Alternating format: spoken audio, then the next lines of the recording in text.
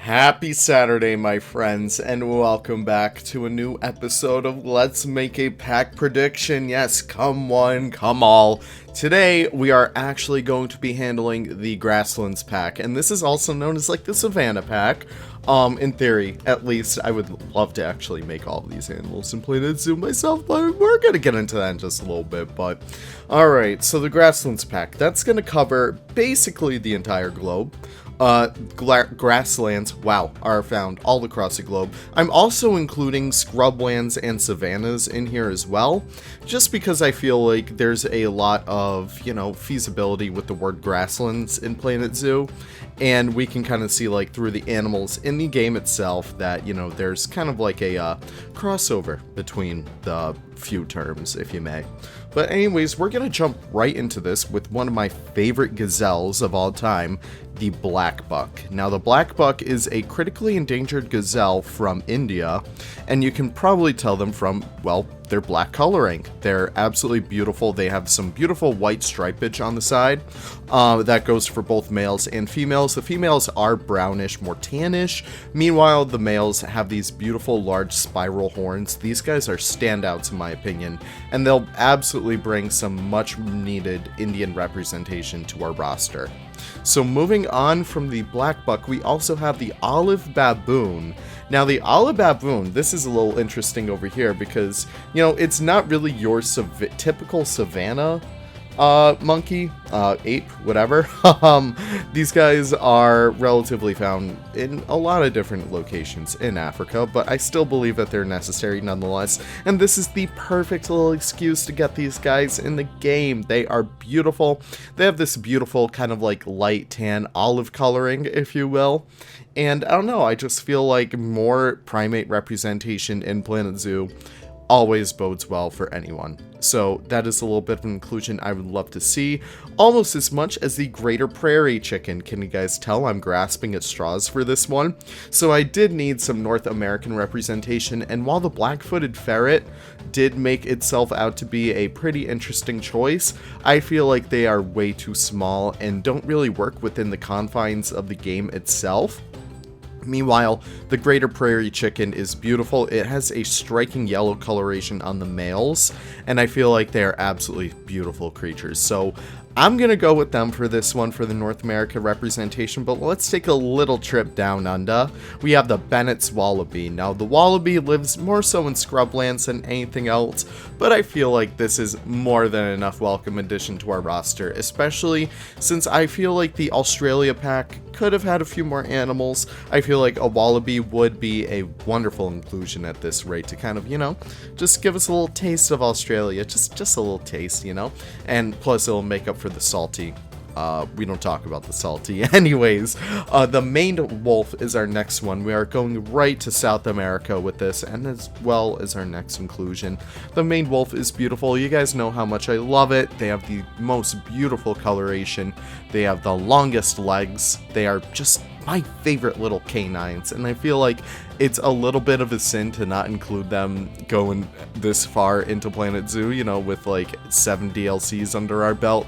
But I don't know, I feel like I have wonderful hopes that Frontier will actually include these guys going forward.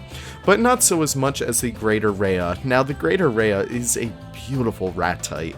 You guys know how much I love my ratites, I love my ostriches, I love my cassowaries, but nothing matches up to the rhea. It's beautiful. They have this beautiful slate, kind of like almost a twinge of slate blue, I would say, coloration to them, and I just really, really do love them. They're such beautiful creatures, and I would love for them to be represented in Planet Zoo itself.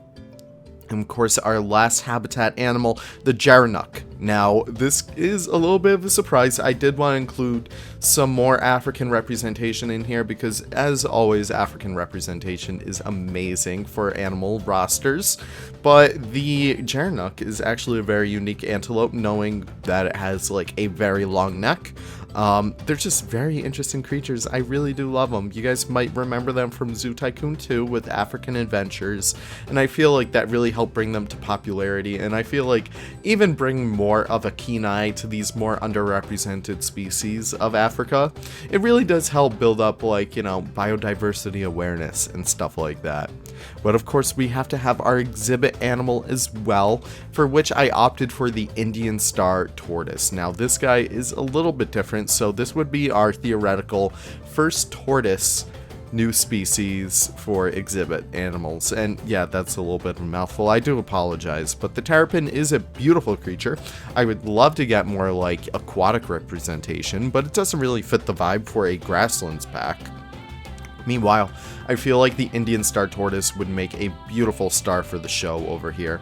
I feel like they're absolutely beautiful. They have this beautiful radiated pattern, but not to be confused with the radiated tortoise. I don't know, I just really do like the Indian Star Tortoise, and yeah, that's pretty much all I have to say about that. But let's move on to the scenery pack. Now the scenery pack, I just took all the highlights from before, I changed a few things around, but we're gonna jump right in here with the black buck. Once again, I love the black buck so much. They're so beautiful, and I really do want to see them represented almost as much as the maned wolf. Now the maned wolf, these guys are stellar, they're beautiful, I love them, they're tall, they're swanky, they're all the good things that you need in a canine. And moving on from there, we also have the olive baboon once again making our way right into our hearts and our zoos, hopefully. Knock on wood, please, Frontier. I hope you're listening to my forward cries and pleas. But these guys are really swanky. I really do love them. I believe that primates are always a welcome addition, as I've said before. And also marsupials with the yellow-footed rock wallaby. Now, this guy has a little bit more color than the Bennett's wallaby. They are absolutely adorable. I love them so much. What else can I say about them? They're cute, they're colorful, and that's all I need in life. And of course we have the exhibit animal being the Savannah Monitor. Now, I know we already have the Nile Monitor in the game as a habitat species, but the Savannah Monitor, I feel like that'd make a welcome stay inside an exhibit itself. You guys know how much I feel about exhibits, but having more exhibit representation is always a wonderful thing to have. And of course, seeing the Savannah Monitor in an exhibit, it's not really too far-fetched. We already have like the green iguana and the Lesser Antillean iguana as, they can, yeah, I don't even know what I'm saying anymore. Yeah, they're big animals, but they can actually squeeze themselves into an exhibit with like a low cap rate. So you know what? I feel like that's a welcome enough addition. But moving on from there, there's also the scenery part of this scenery pack. I would love to see new foliage and rocks make their humble triumph over here. I believe that Kopi rocks, okay, hear me out, Kopi rocks, I'm going to type that out too. Kopi rocks would be a wonderful addition over here, because the rocks that we do have in game right now, they're great, I love them, but they're a little too jagged for my African exhibit. So having Kopi rocks and having some more faux rocks like that, that would be a wonderful addition right there as well. It would just go a miles to make sure everything looks beautiful and make sure everything looks clean and smooth. And also in addition to that, new foliage as well, nothing too crazy. Just take any look at like, any Madagascan grasslands, take a look at savannas in Africa or India and stuff like that. Just give me dead trees, dead branches, and I'd be a happy little camper right there. And of course, you know what, screw it, 4x4, a new 4x4 would be amazing, maybe even like a covered one, maybe something more so aligns to like the ones that you would see in African safaris and stuff like that. The Jeep is amazing, I love the Jeep so much, I'm really getting a resurgence on it, but it's interesting to the point where, everyone used it and now we're all kind of tired of it. So getting new transport would be absolutely amazing and ideal.